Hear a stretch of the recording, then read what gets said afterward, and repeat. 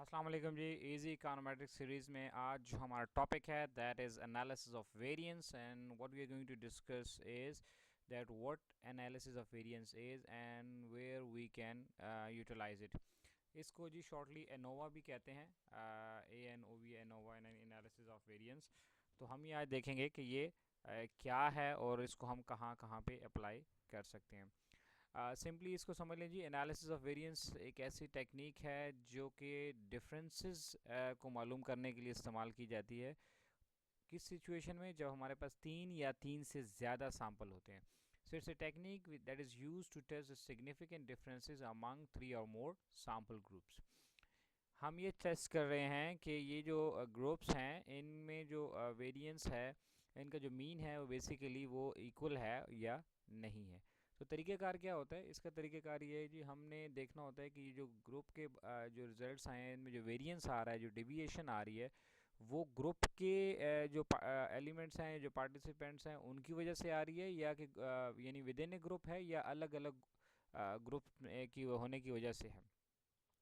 सो इसको हम अगर लिखना चाहें तो हम कैसे लिख सकते हैं, इसको हम लिखते हैं जी H naught is equal to mu one is equal to mu three mu four, यानी जितने भी हमारे पास सैम्पल्स हैं ये सारे इक्वल हैं। इसका नल हाइपोथेसिस इस तरह से स्टेट होता है।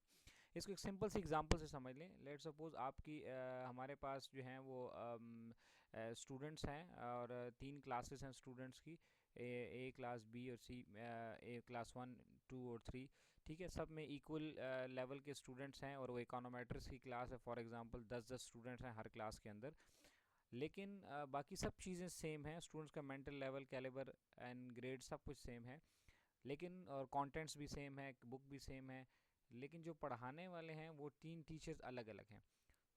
तो जब at the end of the course जब उनके रिजल्ट्स आते हैं स्टूडेंट्स के, तो उनमें जो डिफरेंसेस आ रहे हैं, तो हम ये देखना चाहेंगे कि वो डिफरेंसेस टीचर्स की वजह से हैं या वो डिफरेंसेस जो हैं वो स्टूडेंट के अपने मेंटल कैलिबर या किसी क्लास इन्वायरमेंट या किसी और रीज़न की वजह से आए हैं। इसको कैलकुलेट अब आप सॉफ्टवेयर में भी कर सकते हैं, एक्सेल में भी कर सकते हैं। बहरहाल ये इसका फार्मूला है N into Y one bar minus Y grand बार। इसके ऊपर डबल बार आपको नज़र आ रहा है।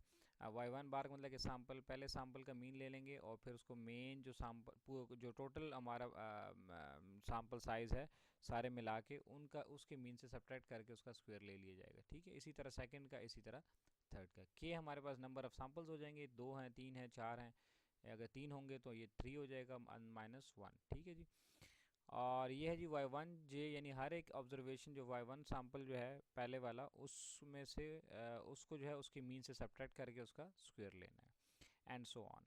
और एन जो है ये हमारे पास total number of total sample size है, जिसमें तीन, चार, पाँच जितने भी सैम्पल हैं उनको कुल मिला के जो भी वैल्यू आती है उसको हम लेंगे। ये एग्जांपल देखें जी, इसमें हमारे पास तीन किस्म के पेट्रोल हैं, 19 ऑक्टेन, 95 ऑक्टेन एंड 100 ऑक्टेन। और ये अभी हम देखेंगे कि हमारे पास 10 की जो हैं तीन सैम्पल्स हैं, तीन किस्म की कारें हैं। अब उन तीन किस्म की कार्स में हम उनमें ये पेट्रोल डालेंगे और वो देखना चाहेंगे कि उनकी जो माइलेज है, उनका जो डिफरेंस है वो आया पेट्रोल की वजह से है या किसी और रीज़न की वजह से है। So here are the results जो हमें मिले हैं जी। ब्रांड ए का पेट्रोल हमने डाला एक गाड़ी में, तो उसकी जो है वो ये माइलेज आई है, पहले दिन 32 किलोमीटर है, लेट सपोज 1 लीटर में, दूसरे में 30 है, एंड सो ऑन। जो दूसरी ब्रांड का पेट्रोल था वो दूसरे सेट ऑफ कार्स में डाला है, उसमें ये रिज़ल्ट आया है। और जो तीसरी लेवल का पेट्रोल था वो उसको गाड़ी में डालने से हमें ये माइलेज मिली है। अब इसको हम सॉल्व करते हैं जी। जैसे मैंने आपको कहा था Y one minus Y bar क्या है जी, total Y summation Y divide by N. तो 330 हमारा समेशन है, इसको एन कितना है, 10 है हमारे पास, तो इसका हमारे पास रिजल्ट आ गया जी 33। ठीक है, तो अब क्या करेंगे, वाई वन माइनस वाई बार मतलब 32 माइनस 33 क्या आ गया जी, -1। तो -1 का जब स्क्वायर लेंगे तो आ जाएगा +1। ठीक है जी। इसी तरह 30 माइनस क्या हो जाएगा 33, तो क्या आ गया, 3 आ गया। 3 का स्क्वायर क्या आ गया जी 9, तो ये हमने यहाँ पे लिख दिया, एंड सो ऑन। इसी तरह y2 से वाई टू बार को, ये हमारा y2 बार है जी 38, और ये y3 बार जो है हमारा है 46। तो एक एक वैल्यू को आप उसके बार उसके मीन से सब्ट्रैक्ट करते जाएंगे और उसका स्क्वायर ले लेंगे। It's very simple, simple statistic है। ठीक है जी। तो ये हमारे पास जो वैल्यूज़ आई थी वाई बार, और ये ग्रैंड वाई बार हमारा कितना है जी टोटल समेशन हमारे पास 1170 आ गया डिवाइड बाय 30, यानी 10 के 3 सैम्पल थे, उनको कैपिटल एन से डिवाइड किया तो हमारा जो ग्रैंड वाई बार है वो 39 है। अगला हमारा जो ये देखें, अब इसमें हमने पुट कर दिया y1 माइनस वाई ग्रैंड बार। y1 क्या था बार हमारा, ये देखें आपको भूला तो नहीं है, y1 बार था 33, ठीक है। y ग्रैंड बार कितना है 39, तो यहाँ पे क्या आ जाएगा 33 माइनस 39 कितना आ जाएगा 6, 6 का स्क्वायर आ जाएगा 36, तो वो आप यहाँ पे लिख देंगे 36 और इसको मल्टीप्लाई कर देंगे n1 यानी 10 के साथ, ठीक है ना, क्योंकि सैम्पल साइज कितना था 10। इसी तरह y2 को y ग्रैंड बार से माइनस करेंगे उसका स्क्वायर ले लेंगे, और y3 को y ग्रैंड बार से माइनस करेंगे उसका स्क्वायर ले लेंगे, तो आपके पास कुल जो वैल्यू आ जाएगी वो आ जाएगी 860। कैलकुलेट कीजिए, चेक कीजिए, सारा काम तो मैं नहीं करूँगा ना, कुछ तो आप भी करेंगे ना, ताकि आपको भी थोड़ा सा पता लगे। मैं बोलता रहूँगा और आपको समझ आएगी या नहीं आएगी, जब तक प्रैक्टिस नहीं करेंगे तो समझ नहीं आएगी। के मैंने आपको बताया था हमारे पास कितने सैम्पल हैं, यहाँ पे 3 सैम्पल हैं, तो 3 माइनस 1 तो 2 हो जाएगा, तो 860 माइनस 2 ये एक वैल्यू हमारे पास आ गई। इसी तरह y1 जे यानी एक वैल्यू जो है उसको y बार से सब्ट्रैक्ट करने से हमारे पास क्या वैल्यू आई थी, ये देखिए हमने किया हुआ है पहले, y1 को y बार से करने से एक वैल्यू हमारे पास ये आई, दूसरी ये आई, कुल समेशन इसका आ गया हमारे पास 46, ठीक है। तो यहाँ पे आप एंटर कर देंगे 46 इस वैल्यू में, ठीक है। इसी तरह दूसरे वाले का भी एंटर कर देंगे, वो भी पिछली स्लाइड में कैलकुलेट हुआ है, और ये तीसरा भी एंटर कर देंगे, तो इससे आपके पास कुल मिला के आ जाएगा 118 डिवाइडेड बाई क्या है जी n, मैंने आपको बताया था कुल सैम्पल साइज टोटल 3 सैम्पल है हमारे पास 10-10 के, तो ये हो गए 30, और नंबर ऑफ सैम्पल्स कितने थे 3, ठीक है। तो 30 माइनस 3 यानी 30 minus 3 is equal to 27, so this divided by this you can get it 4.37। now we can put this into ANOVA table। अब देखिए हमने sources of variation क्या लिखे हैं जी, between sum of square and within sum of square। between यानी जो samples के दरमियान आपस में जो फ़र्क आ रहा है वो क्या था 860, ये वैल्यू हमने यहाँ से उठाई, ये देखें 860, ठीक है। और डिग्री ऑफ फ्रीडम 2 था k-1, इसको इस पर डिवाइड किया तो 430 आ गया।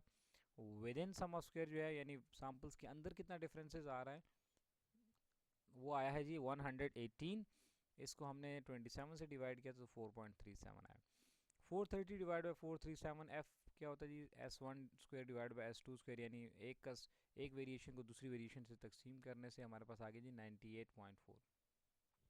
अब अगर इसको हम टेबल में देखते हैं वैल्यू को, v1 हमारा कितना है जी 2 है, और v2 दूसरा डिग्री ऑफ फ्रीडम 27 है। आप इसको टेबल में देखेंगे 0.5 पे तो 2 टेल है, तो 0.25 पे देखेंगे तो वैल्यू आ रही है 3.37, which is obviously quite less than this value, इससे काफ़ी कम है, या यूँ कह लेंगे F calculated is greater than the F tabulated.